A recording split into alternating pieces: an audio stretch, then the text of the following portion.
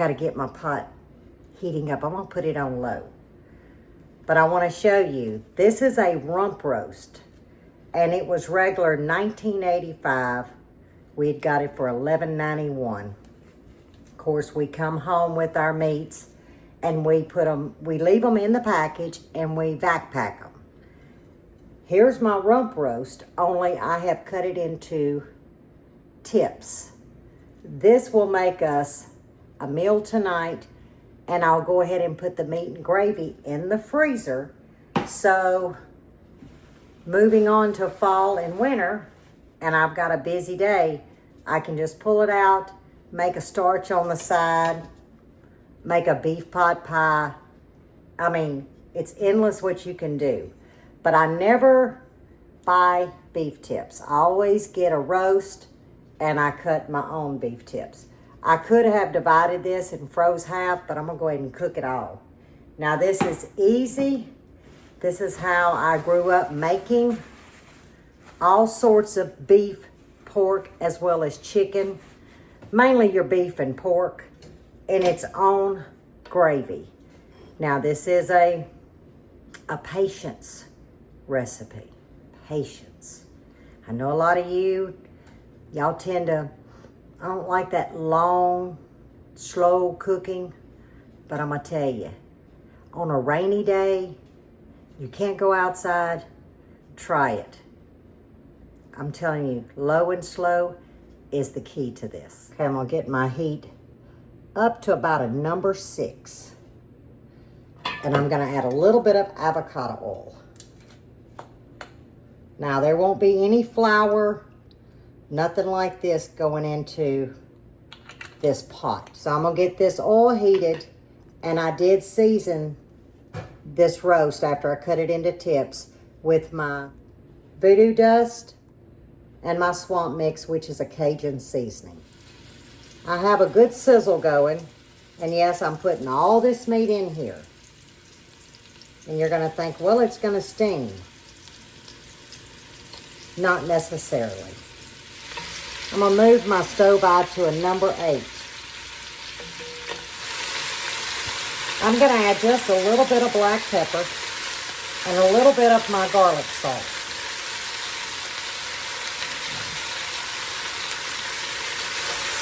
Oh yeah.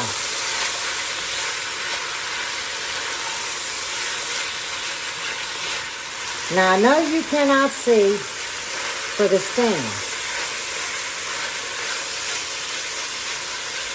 but I'm going to stir it every few seconds to get a good brownie on the bottom, which means I want to get some browning on the bottom of this pot. You'll be able to see in just a little bit, but what I am watching for is for all this liquid to evaporate.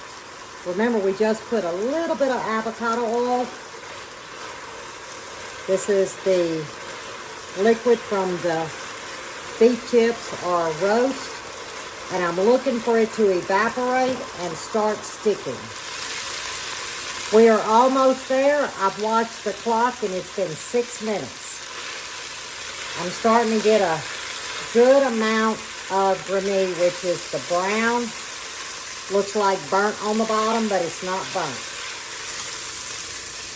So I washed my bowl that the tips were sitting in, and I'm just going to get them removed from this pot. And that's the color that you're looking for.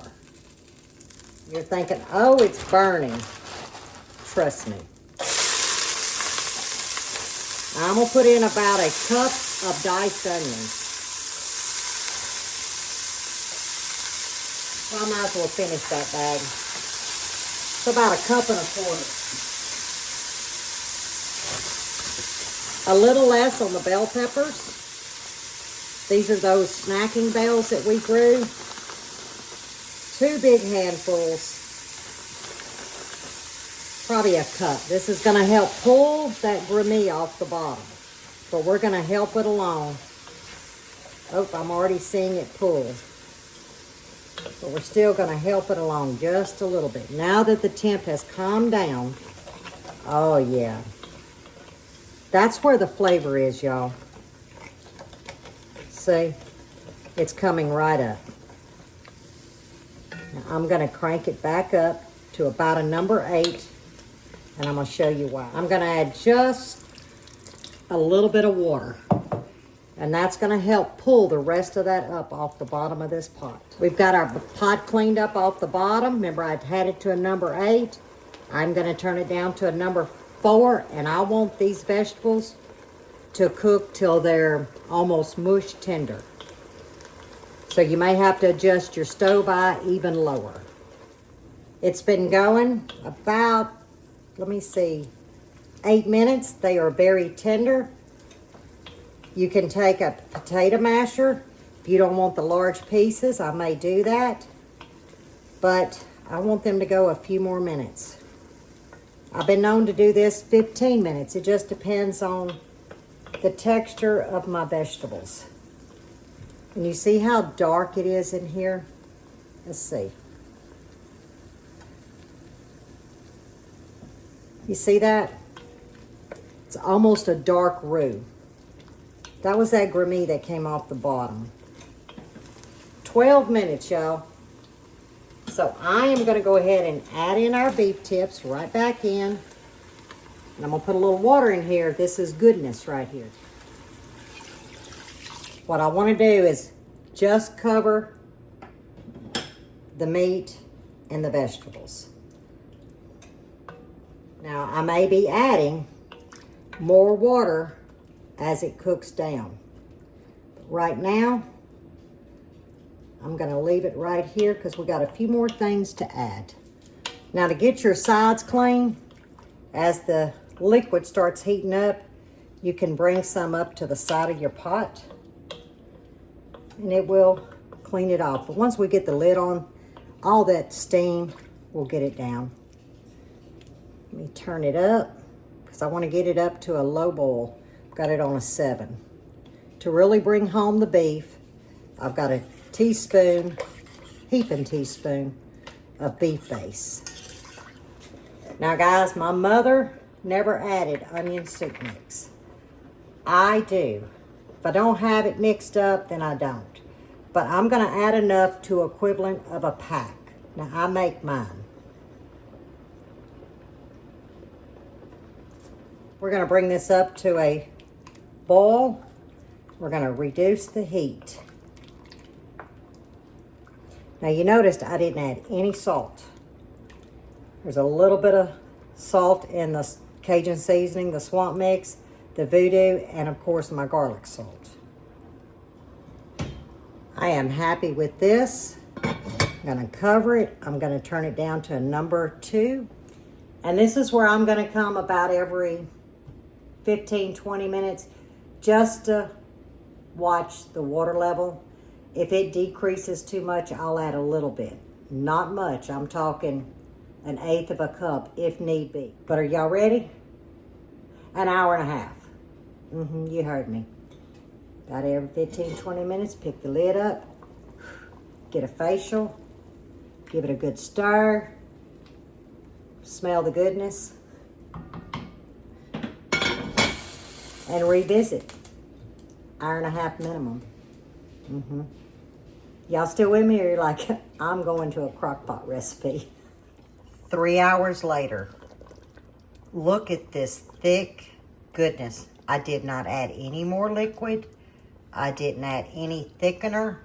This is just the natural juices where it had cooked down. And I want you to see this. I'm gonna plate some up. 3 hours, y'all. Now it's smoking. I've got to let it cool off. But I want you to look at this. Can I see what I'm, there we go. I couldn't see with the plate up. But I want y'all to see this. Can you see how it just pulls apart? And that gravy. Now, this here is for tomorrow. I was out in the garden. I was having to water, and I said, you know what? We have leftovers for tonight. And by the way, this is Monday evening. Y'all saw me this morning going to the post office in our weekend vlog. So this is gonna be our Tuesday dinner and our Wednesday dinner, and there is enough to put in the freezer for leftovers down the road. So I'm gonna serve this over a bed of rice. I want some fresh snap beans that I will be harvesting from the garden. But guys, that is 1, 2, 3, 4, 5. That's gonna be 6 servings out of this roast. So that's 6 people for 11 bucks, and you saw it was almost 20 bucks. It is so tender, but it's so hot. Here we go. I like to run it around in the juice. It just melts. You see what that grimy does? That, now you don't want it to get to the burnt stage. It just looks like it wants to get there. The flavor is unreal.